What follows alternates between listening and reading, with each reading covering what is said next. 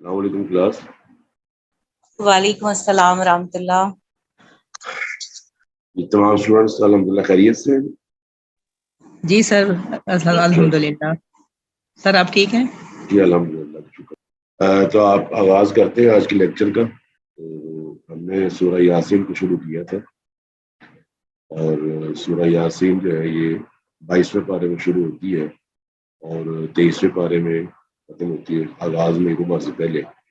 اور یہ سورج جو ہے یہ قرآن مجید کی مشہور ترین صورتوں میں سے ہے. اور اس صورت کے اندر آپ کو بتایا گیا تھا کہ اب 83 آیات ہیں 83 اور ان میں سے آپ نے کم و بیش 9 آیات پڑھ لی تھی. اللہ سبحانہ و تعالیٰ نے اس کے اندر ذکر کیا ہے. یہ کیمرہ وغیرہ بند کر لیں, بعض اسٹوڈنٹ نے کیمرہ آن کیا ہوا بند کر لیں اس کو.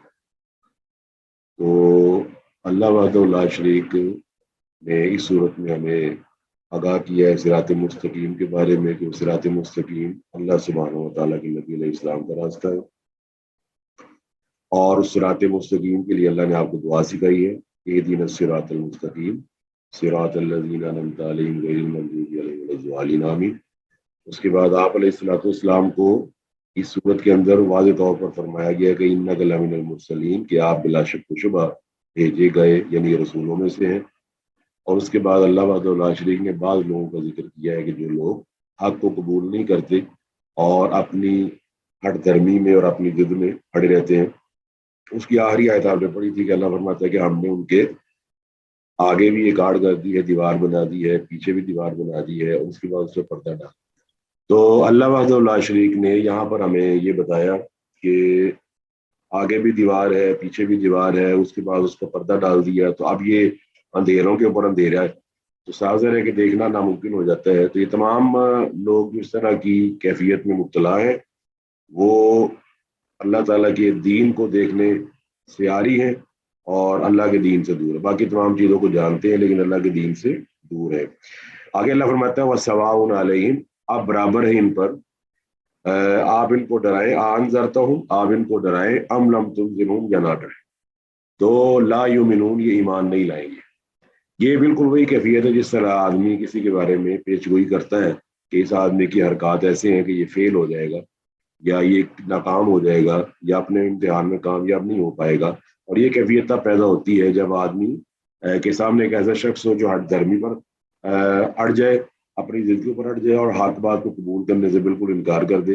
اب اس کو ڈرانا اور نہ ڈرانا جو ہے بے مقصد اور بے فائدہ ہے. تو اللہ تعالیٰ نے یہاں پر اس کا نتیجہ ذکر کر دیا ہے. اور بعض اوقات آپ جانتے ہیں کہ اللہ سبحانہ و تعالیٰ جو ہر نتیجے کو جانتا ہے وہ نتیجے کو بعض اوقات پہلے ذکر کر دیتا ہے تاکہ لوگوں کے لیے آسانی ہو.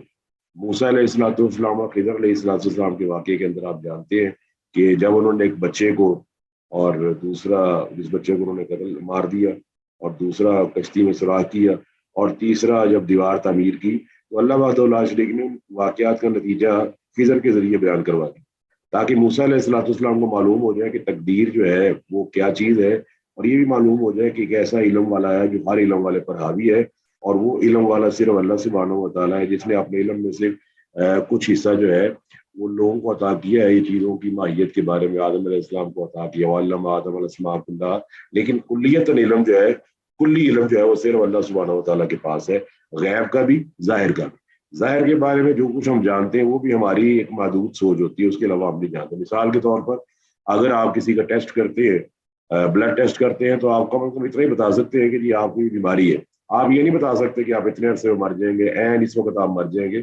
تو اس کا مطلب ہے کہ کلیت علم جو ہے رتب و یابس کا, زمین کے اندر چیزوں کا, زمین کے اوپر چیزوں کا, زمین کے اوپر آسمان کی فضاؤں میں چیزوں کی, یہ صرف اللہ وحدہ شریک جانتا ہے. بعض اوقات اللہ اس میں سے نتیجہ نکال کے بتا دیتا ہے اور فرمایا اب ان کو ڈرائیں یا نہ ڈرائیں یہ ایمان نہیں لائیں گے.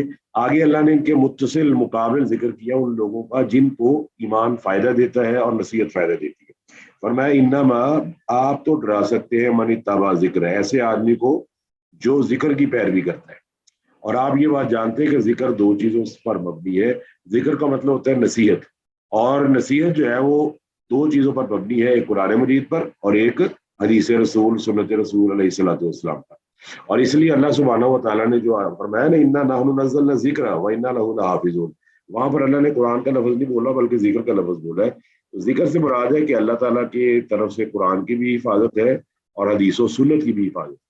تو لہٰذا اگر قرآن مجید میں کسی چیز کو مختصراً یا اجمالاً بیان کیا گیا ہے تو حدیث میں اس کو تفصیل سے بیان کر دیا.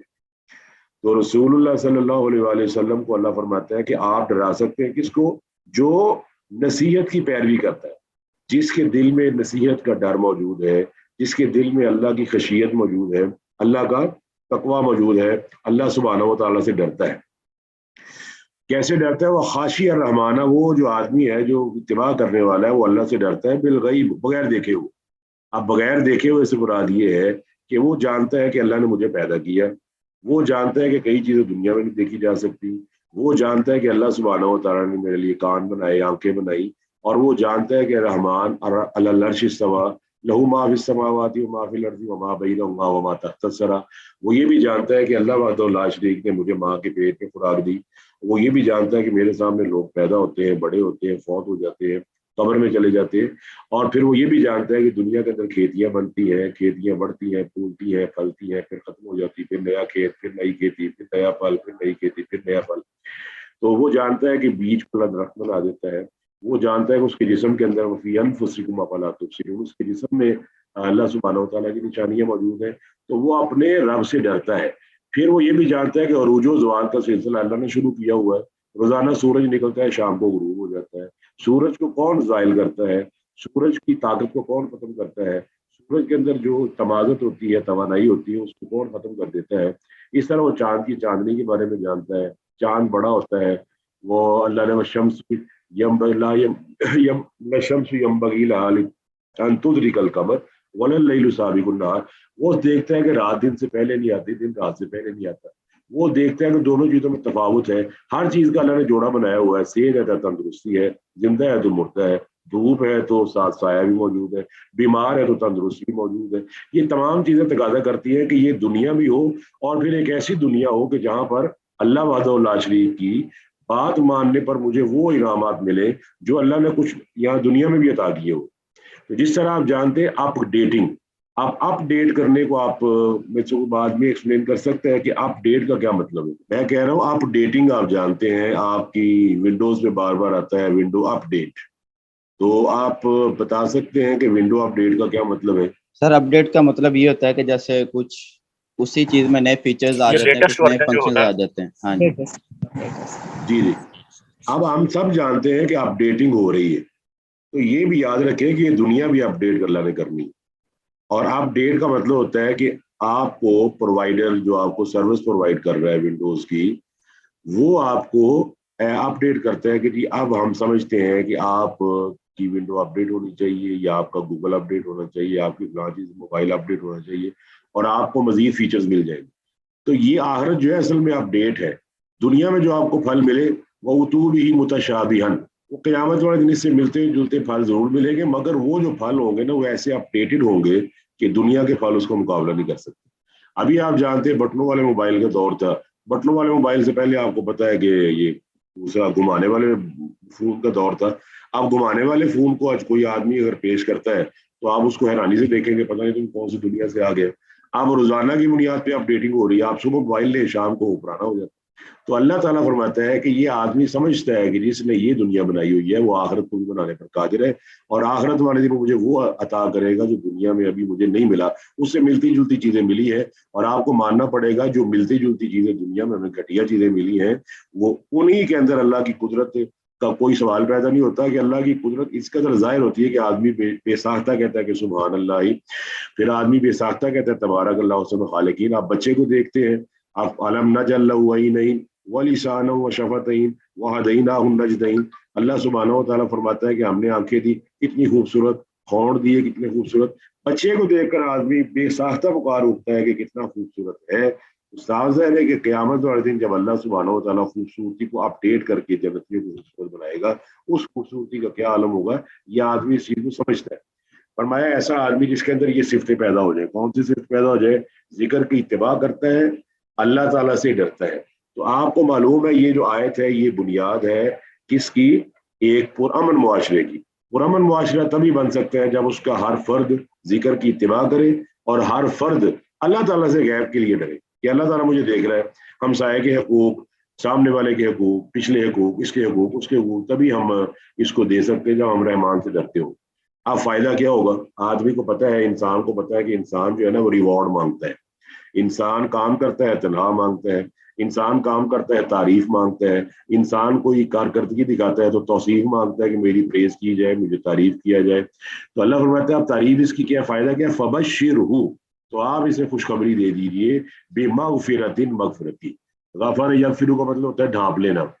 اچھا، آپ ایک سمپل سی مثال سے سمجھ سکتے ہیں کہ آپ چیزوں کو ڈھانپتے ہیں، آپ کا فریج ہے، اس کا ایک دروازہ ہے، وہ دروازہ چیزوں کو ڈھانپ لیتا ہے، پھر آپ مزید ڈھانپتے ہیں کہ آپ چیزوں کی کیفیت کے لحاظ سے اس کے اوپر کور چڑھا دیتے ہیں۔ اب آپ کو پتہ ہے یہ ایلومینیم فائلز بنی ہوئی ہیں، جی ایلومینیم فائلز کا خواتین کو معلوم ہوگا کیا چیز ہوتی ہے سر جس میں ہم لپیٹ دیتے ہیں اس میں گرم رکھنے کے لیے اس کو۔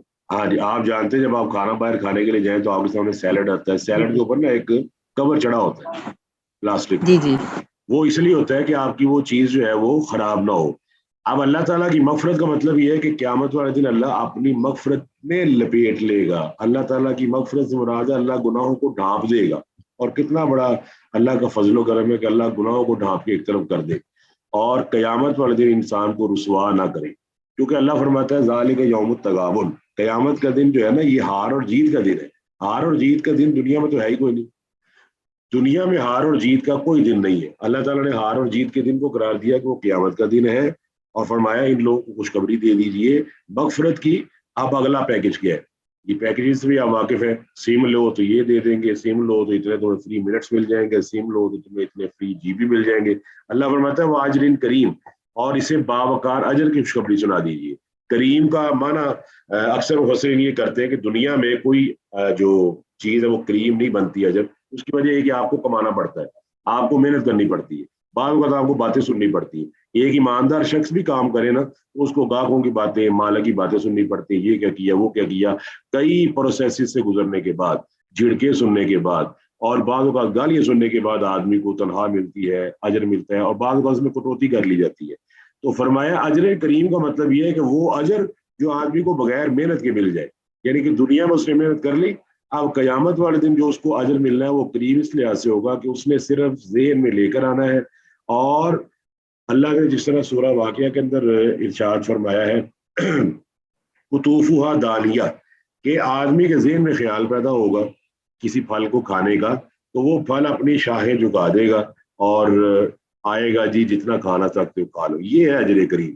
پھر اجر کریم کے دوسرا اندر سلسلہ یہ بنتا ہے کہ اللہ تعالیٰ دودھ کی نہر سے نوازے گا، اللہ سبحانہ و تعالیٰ آپ کو پانی کی نہر سے نوازے گا، اللہ سبحانہ و تعالیٰ آپ کو خمر کی نہر سے نوازے گا، اور یہ تمام نہریں اللہ سبحانہ و تعالیٰ نے 26ویں پارے میں بیان کی ہوئی ہیں سورہ محمد کے اندر۔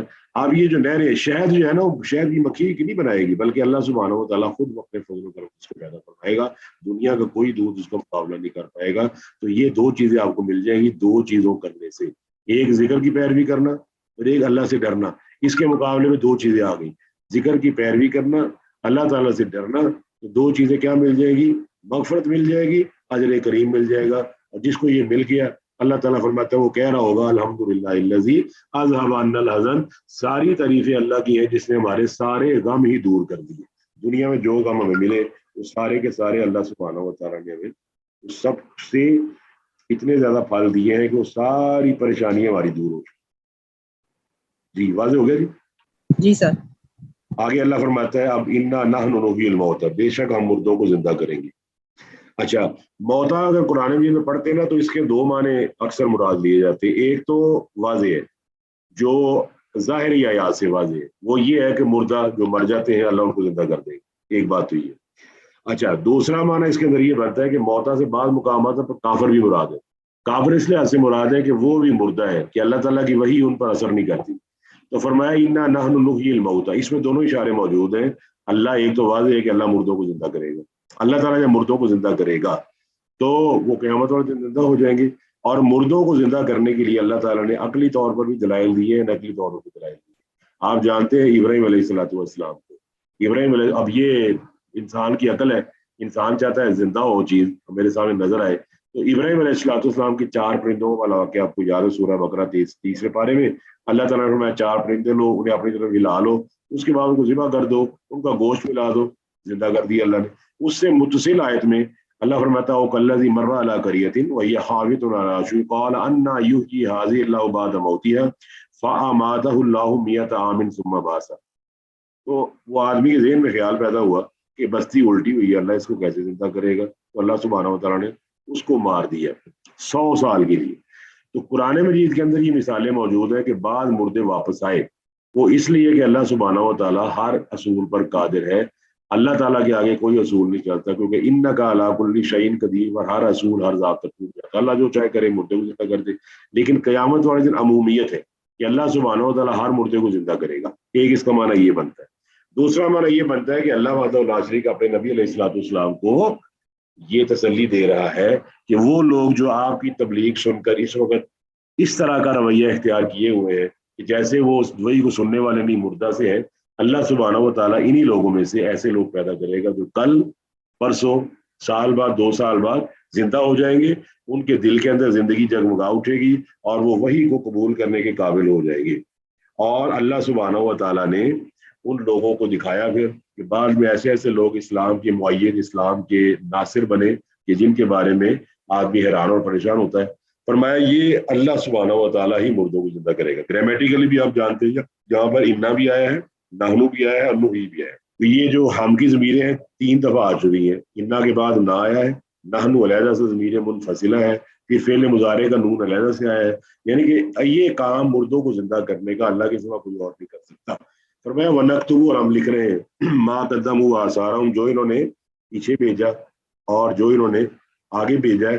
یہ سبحانہ و تعالیٰ ہر چیز کو لکھ رہا ہے. اِنَّا كُنَّا نَسْتَنسِخُ مَا كُنْتُمْ تَعْمَلُونَ. اللہ فرماتا ہم لکھوا رہے تھے کِرَامًا کاتبین یعلمون ما تفعلون. پھر فرمایا ما یلفظ من قول الا لدیہ رقیب عتید. اب جو اعمال ہیں ان کے نا بیسیکلی اثر کا مطلب ہوتا ہے نشان. تو زندگی کے بعد اعمال نامہ میں جو چیزیں درج ہوتی ہیں وہ 3 قسم کی ہوتی ہیں, وہ بھی آپ سن لیں. ایک وہ جو آپ نے زندگی میں کیے, دوسرے زندگی میں کیے گئے اعمال جن کے اثرات آپ پر مرتب ہوتے ہیں. آپ زندگی میں اعمال کرتے ہیں تو اس کے اثرات آپ پر مرتب ہوتے ہیں. آپ کے دائیں بائیں زمین میں اس کے اثار ہوتے ہیں, زمین جگمگا اٹھتی ہے یا زمین کے اندر فساد پھیل جاتا ہے. اور تیسرا یہ کہ جب آدمی فوت ہو جاتا ہے تو اس کے بعد اس کا اثر شروع ہوتا ہے. کسی آدمی سے آپ کی ملاقات نہیں ہوئی, آپ کے مرنے کے بعد, میرے مرنے کے بعد اس نے میری کتاب پڑھی, اس نے میرا کوئی لیکچر دیکھ لیا, اس نے میری نصیحت کوئی پکڑ لی. جس طرح بڑے بڑا ائمہ دین علیہم الرحمہ, امام بخاری رحمۃ اللہ علیہ کا اثر موجود ہے صحیح بخاری کی شکل میں, امام مسلم کا اثر موجود ہے صحیح مسلم کی شکل میں, ترمذی رحمہ اللہ کا موجود ہے ترمذی کی شکل میں. اس طرح محدثین کے کام موجود ہیں, اور بعض ایسے لوگ ہیں جن کے برے کام بھی موجود ہیں جن سے آج بھی لوگ فائدہ اٹھا رہے ہیں اور برائی کو فروغ دے رہے ہیں. تو یہ 3 قسم کے اعمال جو ہے نا یہ متصم ہوتے ہیں, لکھے جاتے ہیں. ایک جو آپ نے بھیج دیا, ایک وہ اعمال ہے جو آپ نے زندگی کے دوران کیے, دوسرے وہ اثرات وہ ایفیکٹس جو آپ کی زندگی میں پیدا ہوئے, اور تیسرے وہ اثرات جو آپ کے مرنے کے بعد پیدا ہوئے. تو اللہ تمام چیزوں کو لکھ رہا ہے, اور اللہ وحدہ لا شریک کا فضل و کرم ہے ان لوگوں پر جو ایمان لائے, نیک عمل کیے, کہ اللہ ان کی نیکیوں کو لکھواتا ہے مرنے کے بعد بھی. اور فرمایا وَكُلَّ شَيْءٍ, اور ہر چیز کو احصینا کا مطلب ہم نے ضبط کر لیا ہے. جس طرح برتن جو ہے وہ پانی کو ضبط کر لیتا ہے, گرنے نہیں دیتا, اس طرح یہ فریج ہے, اس طرح کوئی چیز ہے, اس طرح ٹائر ہے, ہوا کو ضبط کر لیتا ہے, اس کو باہر نہیں نکلنے دیتا. تو فرمایا ہم نے ہر چیز کو امام مبین میں لکھ رکھا ہے. اب امام مبین سے بعض لوگ لوح محفوظ مراد لیتے ہیں, جو وہ لوح محفوظ جو اللہ کے یہاں محفوظ ہے, ایک وہ چیز ہے جسے تختی بھی کہتے ہیں, جس میں کائنات کی تقدیر کے متعلق ساری چیزیں لکھ دی گئی ہیں اور اس میں کوئی رد و بدل نہیں ہوتا. اس میں وہ تمام احکام و فرامین ہیں, اور وہ کتاب مکنون ہے. مکنون اس لحاظ سے ہے کہ اس کے اندر جو کچھ لکھا ہوا ہے, کنا یا کنی کو مطلب ہوتا ہے چھپی ہوئی چیز, اس میں جو کچھ لکھا ہوا ہے وہ کسی آدمی کو نہیں معلوم سوائے اللہ سبحانہ و تعالیٰ کے. بعضوں نے اس سے نا اعمال کے صحیفے مراد لیے ہیں کہ جی جو اعمال کا صحیفہ ہر ایک آدمی کا علیحدہ علیحدہ ہے تو اس کے اندر اس کی چیزیں درج کی جاتی ہیں. تو بہرحال دونوں چیزیں مراد ہو سکتی ہیں. آپ اس کو یہ سمجھ سکتے ہیں کہ یہ ایک بڑا سرکل ہے, ایک چھوٹا سرکل ہے. تو لوح محفوظ میں سب کے صحیفے موجود ہیں, سب کے اعمال موجود ہیں. بہرحال کوئی چیز بھی اللہ وحدہ لا شریک کی قدرت سے, اس کے علم کے احاطے سے باہر نہیں ہے. ہر چیز اس نے لکھوا رکھی ہے. यहाँ साइंसी लिहाज से भी आप समझ सकते हैं कि साइंस ने आज इतनी तरक्की कर ली है कि इस वक्त मैं आपको लिंक के जरिए पढ़ा रहा हूँ और आप मुझे अमेरिका से, बरतानिया से, जहाँ जहाँ बैठे वहां से आप मुझे देख रहे हैं और मेरी आवाज को सुन रहे हैं। बताइए, इसमें तो कोई शक नहीं है। क्या ख्याल है जी? जी सर, बिल्कुल। फिर आप देखते हैं जब आपको लिंक हम भेजते हैं लेक्चर का, तो लेक्चर तो 45 मिनट्स या घंटे का होता है, तो वो जो लिंक है वो तो एक छोटी सी लाइन होती है। अब आप मानते हैं कि उस लिंक को क्लिक करते हैं वो 45 सेकंड का, 45 मिनट का, घंटे का, 2 घंटे का, 4 घंटे का लेक्चर बराबर हो जाए। तो इसका मतलब ये हुआ कि जो अल्लाह हमें ये ताकत दे सकता है कि हम छोटी सी चीज को एक्सपेंड कर सकते हैं, तो अल्लाह सुब्हानहू व तआला हमारी रीढ़ की हड्डी के अंदर जो छोटी सी हड्डी है उसके जरिए हमें इंशाअल्लाह, अल्लाह की कसम है, दोबारा पैदा कर सकता है। और ये भी कर सकता है कि वो छोटी सी चिप के अंदर हमारी पूरी जिंदगी की दास्तान लिख सकता है। हमें यकीन होना चाहिए कि वो लिखवा सकता है। उसके हमें अगर कंप्यूटर बनाने की सलाहियत दी और हमने ये चीज़ें कर ली है तो अल्लाह सुब्हानहू व तआला, तो अल्लाह सुब्हानहू व तआला है। तो अल्लाह ताला के जो लौह महफूज है और जो उससे हाइफे आमाल है उसके अंदर हर चीज़ जो महफूज है। अब आगे अल्लाह ताला ने जिक्र किया वज़रिब, आप बयान कर दीजिए। ज़ारा भैया ज़रिबू का वैसे मतलब होता है मारना। तो मिसाल के लिए ना अक्सर कुरान मजीद ने इसको इस्तेमाल किया है, क्योंकि मिसाल भी मारी जाती है आदमी को उस पर असर डालने के लिए। जब आप मारते हैं ना तो आप जानते हैं कि असर होता है। अब आप किचन वाली चीज़ों को देख लें, जब आप प्याज को मारते हैं तो प्याज तब्दील हो जाती है उसकी शक्ल। इस तरह ही आप टमाटर को स्मैश करते हैं, इस तरह ही आप गोश्त को टुकड़े करते हैं मार मार कर, ये कीमा बनाते हैं उसका किसी भी चीज़ें। तो मिसाल को मारा जाता है। मिसाल मारेगा ज़ारा बल्लाहु मसलन, ज़रबना, हमने मिसाल बयान की। वाला का ज़रबना फी, ये जो कुरान मजीद है, कुल्ली मसलन, अल्लाह फरमाता है लिन्नासी मिन कुल्ली मसलन, हर मिसाल बयान की है। तो वज़रिब, आप इन बयान कर दीजिए इनके लिए मसलन, मिसाल असावल करिया एक बस्ती वालों। अच्छा, अब इसमें एक बात वाज़ेह है कि इंसान जो है ना वो अपने गर्दों पे से मुतासर होता है और अपने इर्द गिर्द के वाक़यात से मुतासर होता है। और आदमी एक्सीडेंट हो जाए, परेशानी कोई आ जाए किसी आदमी को, तो उससे मुतासर होता है वक्ती तौर पर, यार वो मर गया, उसका एक्सीडेंट हो गया, फिर वक्ती तौर पर उसको लगता है कि मेरा भी हो सकता है। बाद में शैतान उसे गफलत में मुब्तला कर देता है। अब पुरानी बस्तियां जो है ना वो तबाह हुई, और ये बात अहले अरब को भी मालूम थी।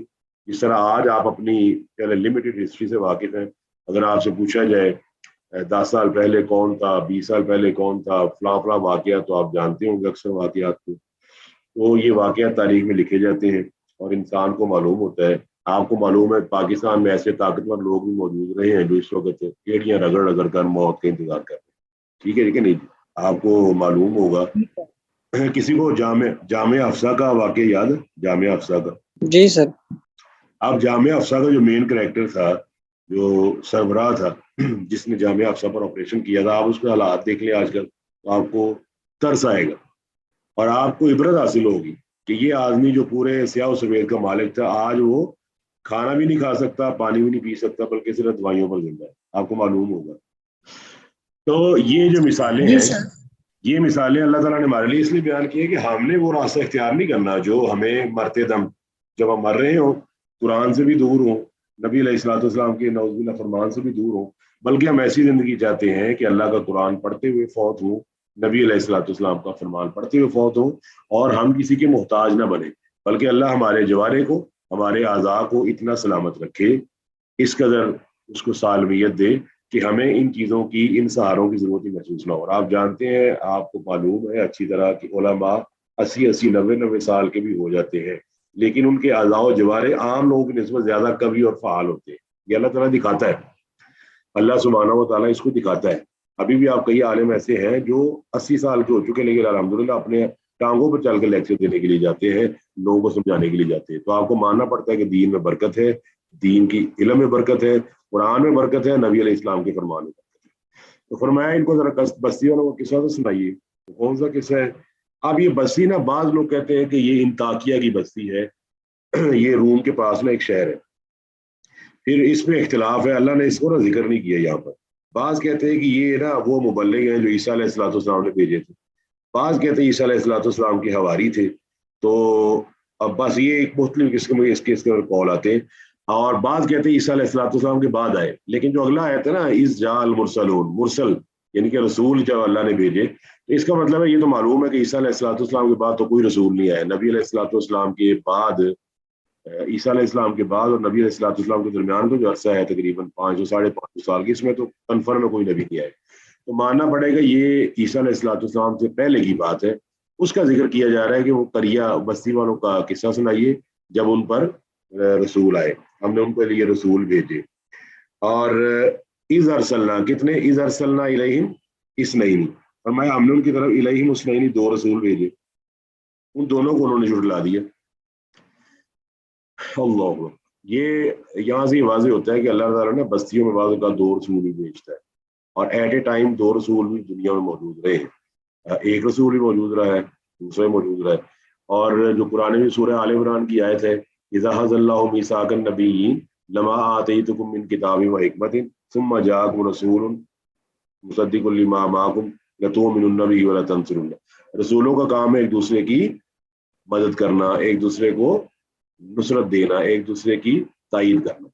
اچھا، قرآن مجید کے اندر 2 رسول اکٹھے ذکر ہوئے ہیں، آپ جانتے ہیں بڑے مشہور، تو بتائے گا 2 رسول اکٹھے ایک ہی دور میں؟ جی سر حضرت ابراہیم علیہ السلام اور لوط علیہ السلام۔ جی بہت اچھے جی، ماشاء اللہ، اللہ تعالیٰ زادک اللہ علما، اللہ تعالیٰ کے ابراہیم علیہ السلام کے دور میں لوط علیہ السلام بات کہتے ہیں وہ جی جی، دوسرے 2 تو بہت مشہور ہیں، دونوں بھائی تھے۔ حضرت موسیٰ علیہ السلام، حضرت ہارون علیہ السلام۔ ہاں جی، موسیٰ علیہ السلام ہارون ہے، دونوں نبی ہیں، اور ہارون علیہ السلام کے بارے میں اصرات موجود ہے، انہوں نے کہا تھا ربی اشرح لی صدری ویسر لی امری واحلل عقدۃ من لسانی۔ جی، تو اس کا مطلب بہرحال یہ لمبی بحث ہو جائے گی، اس کا مطلب ہے کہ اس بستی میں بھی 2 رسول بھیجے، اب بستی والوں نے دونوں کو جھٹلا دیے۔ یہاں ہمارے لیے کیا سبق ہے کہ جو رسول ہیں ان کو بستی والے جھٹلا رہے ہیں۔ اب آپ کو پتہ ہے اس وقت رسالت جو تو بند ہے، ختم ہو چکی ہے، رسالت اور نبوت منقطع ہو چکی ہے، اور رسالت اور نبوت کا کام کس نے کرنا ہے؟ ظاہر ہے یہ آپ نے کرنا ہے، یہ میں نے کرنا ہے۔ تو تبلیغ کرنے والے کے لیے اس میں حوصلہ ہے کہ اگر اسے کوئی جھٹلائے یا اس کو طنز کا نشانہ بنائے تو پریشان نہ ہو، ٹھیک ہے، ایک یہ بات۔ دوسرا اس میں یہ نقطہ نکلتا ہے کہ اگر آپ سمجھتے ہیں کہ اکیلا کام نہیں کر پا رہا میں، یہ نہیں کر پا رہی، تو آپ اپنے ساتھ کسی اور کو ملا لیں، 2 ہو جائے، 3 ہو جائے، تاکہ ہر آدمی میں مختلف صلاحیتیں ہوتی ہیں۔ آپ کو پتہ ہے موسیٰ علیہ الصلوۃ والسلام بھی فصیح تھے، لیکن وہ کہتے ہیں کہ ہارون افصح منی لسانا، وہ مجھ سے زیادہ فصیح ہیں، مجھ سے زیادہ گفتگو کرنے کے ماہر ہیں۔ اس کا مطلب ہے جو کوالٹی میرے اندر موجود ہے آپ کے اندر موجود نہیں، جو آپ کے اندر موجود ہے وہ میرے اندر موجود ہے، تو 1 اور 1 جس طرح 11 ہو جاتے ہیں، اسی طرح فرمایا کہ یہاں سبق یہ دیا ہے کہ 2 ہے تو 3 ہو جاؤ، 3 نہیں تو 4 ہو جاؤ، لیکن دین کا کام نہیں رکنا چاہیے۔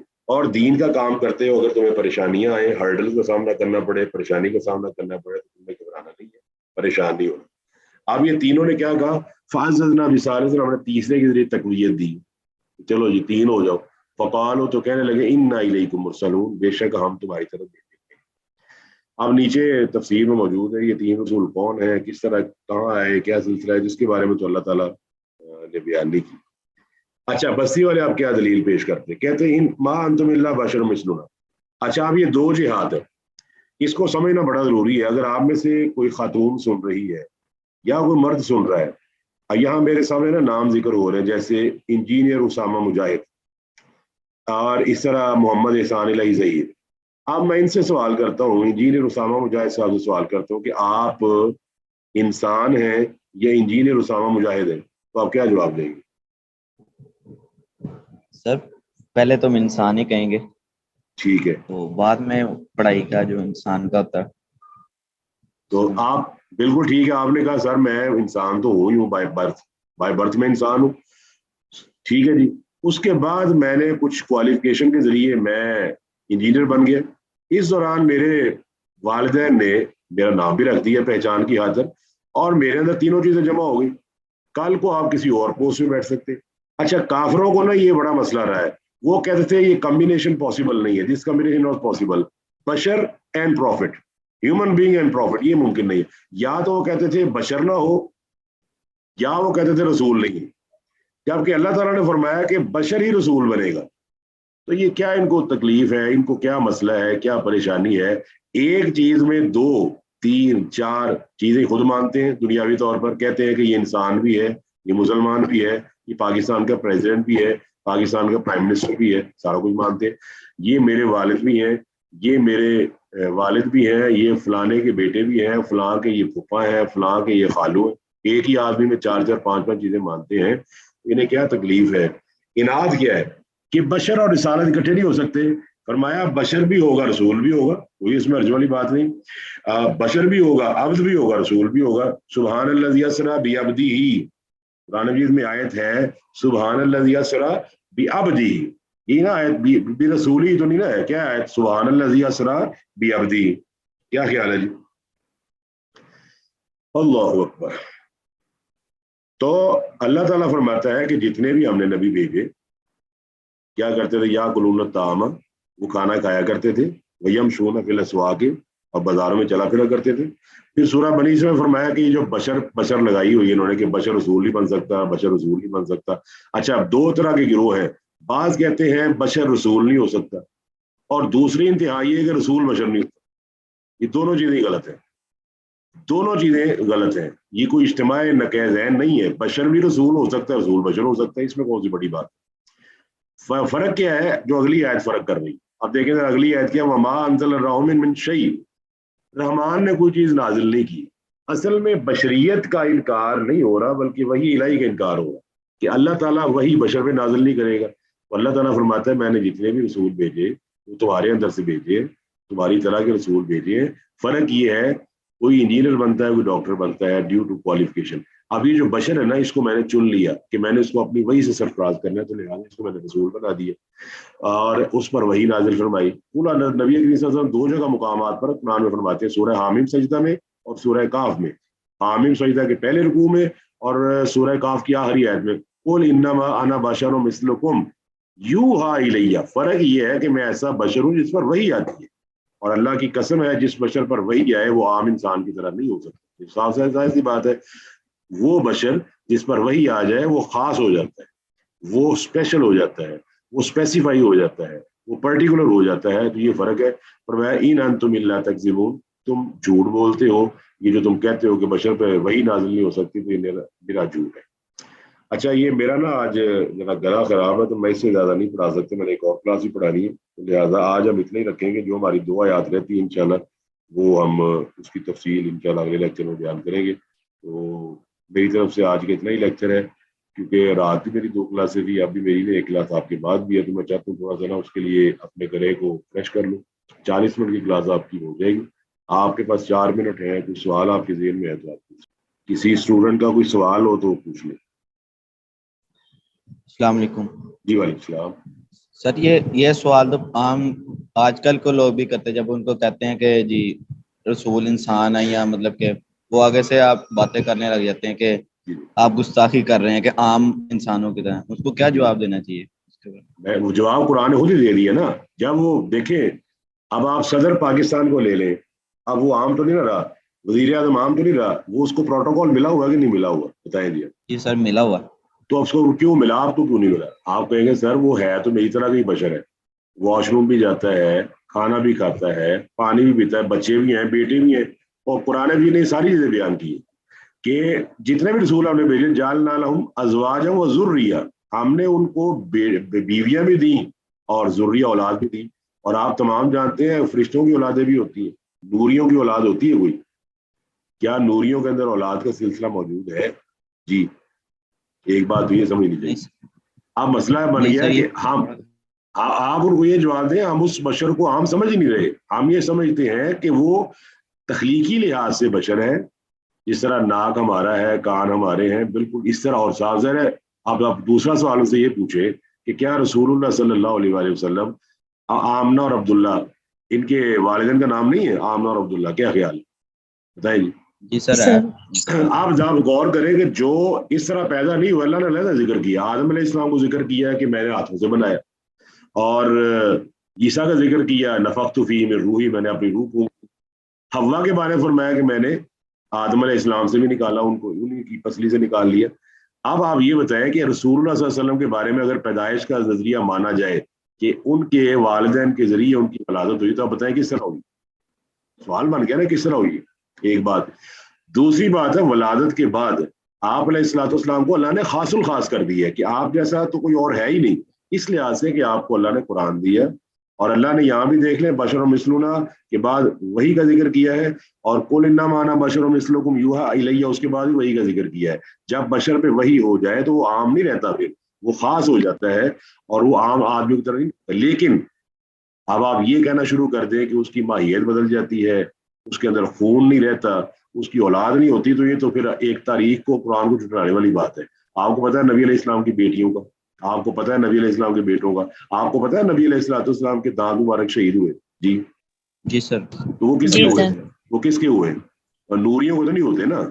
اس کا مطلب ہے کہ اللہ تعالیٰ کے نبی علیہ الصلوۃ والسلام سمیت سارے نبی بشر ہیں, اس میں کوئی اطلاع والی بات نہیں. اور یہ ضرور ہے کہ ان کی خصوصیت یہ کہ اللہ ان کو وحی سے نوازا, اور جس کو وحی سے نوازا جائے وہ عام بشر تو ہوتا ہی نہیں, پھر وہ تو خاص بن کے اللہ تعالیٰ اس کو ایسا مقام عطا کیا جو عام بشر کو حاصل نہیں. لیکن جو خلقت ہے اس کے لحاظ سے برابر.